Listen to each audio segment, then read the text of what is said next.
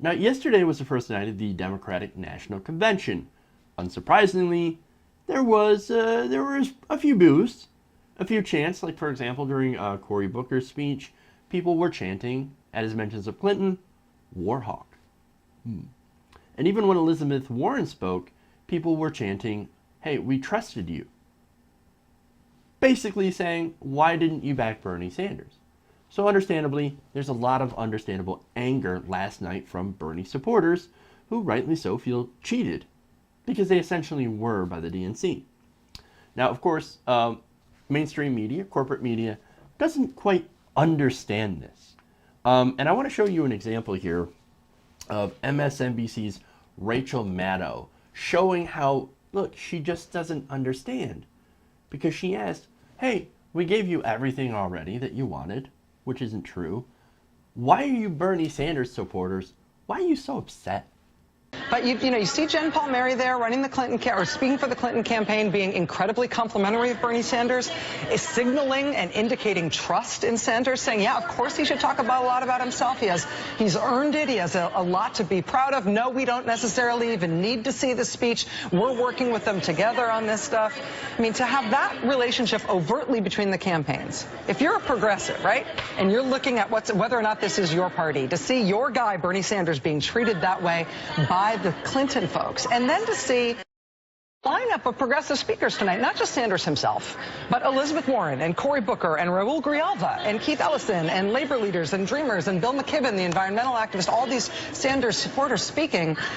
It is hard to explain what the grievance is, especially after you got Debbie Wasserman Schultz's head on a platter to start your convention. To say that you're so aggrieved that you're going to shut this thing down and basically try to ruin this as a political moment for Hillary Clinton is Oh, it's something. It's something. So basically, she's saying you got everything you wanted. Why are you Bernie Sanders supporters still complaining? Quit your bitching. Look, I like Rachel Maddow, but like most people on cable television with million-dollar contracts, she doesn't get it. The establishment doesn't get it. They keep asking us what we want as Bernie Sanders supporters. And they can't come up with the answer. Well, we gave you Debbie Wasserman Schultz, who then immediately became the honorary campaign chair for the Hillary Clinton campaign. What? She got punished. She got removed from her position. It's not what we want. No, what we want is an end to the corruption. What we want is an end to big money in politics. Not just Citizens United, by the way, which is just the latest example. No, what we want is that we want Hillary Clinton to stop taking donor money from corporations and then doing their bidding later. And they don't seem to understand it. The establishment and the establishment press are absolutely dumbfounded when we've made ourselves quite clear on what we want. The reason that we backed Bernie Sanders is because he was willing to call out the corruption in politics, big money in politics, saying Citizens United leads to the corruption of candidates, getting big money. That was like the cornerstone of his campaign, is the fact that corporations are buying our politicians. And here's the establishment scratching their heads and going, I don't understand what they want. We gave them Debbie Wasserman Schultz, and then we appointed Donna Brazile. Well, I'll get to that in a minute. Now, as I said, as far as getting money out of politics, they seem rather unlikely to do that. Now, to be fair, Hillary Clinton did promise to introduce an amendment to overturn Citizens United within her first 30 days if she wins. Now, I, of course, am quite skeptical. Because when you, as a politician, take millions and millions of dollars because of Citizens United, you're pretty unlikely to get rid of that thing that actually helped you win. Money in politics is helping her win, or will help her win, or could possibly help her win. Why would she fight against that? Why would she get rid of the vehicle she used to win? I think that's a logical argument to make. And I think a lot of Americans are connecting that argument and saying, hey, wait a minute. How can we trust her to do that if she's if she's benefiting from the system? If she's a beneficiary of this system? Why would she get rid of it? Of course, that feeds the trust angle.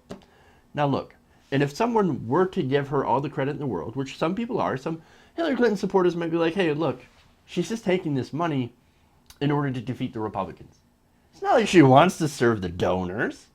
No, she just wants to beat the Republicans, then she can be a super progressive. Well, I doubt that very, very much. She's not going to, she's not going to pull the mask off and reveal herself to be Bernie Sanders. Okay, that's not going to happen. No, she's a centrist and she's a corporatist. Those are not great things. Now, are they better than Donald Trump? Of course they are. Doesn't mean they're great. Okay?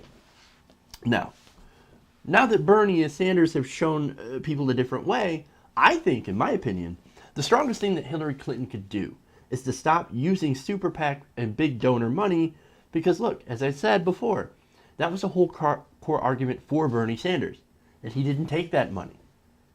And that was the argument that he used. That's one of the reasons that millions of people decided to look at him and go, hey, that guy, he can't be bought. He's not bought like the rest of our standard politicians. I will support this guy. So, look, his argument that he made, other than not being bought, is that, look, the system is rigged in favor of the rich and powerful. We all know this. The American people know this. Deep in our core, we can all tell that this system is rigged in favor of wealthy donors. Now, for some reason, mainstream media, corporate media, and Rachel Maddow and the DNC, they don't seem to get it. They don't seem to understand this whole thing. Look, it's not about revenge, okay? It's not about getting Debbie Wasserman Schultz head on a platter, okay? The real problem is what she did to help rig the nomination in favor of Hillary Clinton. That's why we're angry. That's why a lot of us were happy when she did step down. But that's not going to make us say, okay, now that Debbie Wasserman Schultz is gone, we're going to support Hillary Clinton now. No, Hillary Clinton is part of the problem. She isn't the problem, but what it is that the problem is the system that enables people like Debbie Wasserman Schultz and Hillary Clinton to use corporate money in order to get positions and reward donors. That's the problem here. The problem is the system. Hillary Clinton, look, I'm sure she's a lovely person. And look, last night there was a speech from a disabled woman where Hillary Clinton met her when she was like 9 and kept checking in on her and helping her out. That's great. That humanizes her. Okay? I'm sure at her core she's not a horrible person. She's not an evil person. What it is that she's part of that system of big money in politics, where power rewards power, where donors are rewarded with positions, where people with money are considered better than people without money. That is the system that we are fighting against. That is the system all progressives should be fighting against, and all conservatives. All Americans should be fighting against that. And once again, they don't understand that. They don't understand it. They don't understand that we're mad when the system itself is tilted against regular people, working families. Okay? It's tilted. And yes, Debbie Wasserman Schultz should have gotten punished. Absolutely. But it's not about her, it's not about Clinton, it's about the entire rigged system that we want to change. That's what it's about. And as I said, once again, they don't understand that. Now, here's the other thing, right?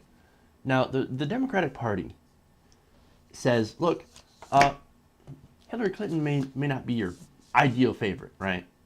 But Trump's far worse. Well, that's not going to help. I don't really think that's going to help telling people how much worse Trump is. We already know. We already know Trump's a disaster. He's a tremendous disaster. We're not winning with Trump. Okay? But then you also have to look at Hillary's negatives. And then you have to look at why. And it's because there's no trust there. Once again, it has to do with the system. Now, in order to maybe try to restore some of that trust, Hillary's got to do something huge. The DNC has to do something huge. Now, you might be asking, just like Rachel is, they removed Debbie. What else do you want?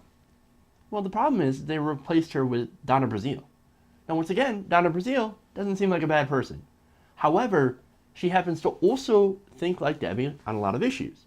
She's an avowed centrist who will essentially continue to lead the party in the direction that it was going under Debbie Wasserman Schultz. I don't have a problem with her personally. However, she is in the DNC leagues, saying things like, "I have no intention of touching this," she wrote in response to an inquiry about representation on the DNC platform committee. Why? Because I will cuss out the Sanders camp. Now, if you remember, Bernie Sanders had 5 people he was able to appoint. You had Cornel West, you had Bill McKibben, who was an environmentalist. You had some other really, really progressive people on that platform committee. And hey, guess what? We got a pretty decent platform out of it. Not fantastic, but hey, it's better than what it would have been. Debbie Wasserman Schultz and Hillary Clinton each had 5. And of course, those two pretty close, so their picks were essentially the same. Brazile said, when he was asking about this, hey, can we get some more representation? Brazile said, I don't want to touch this.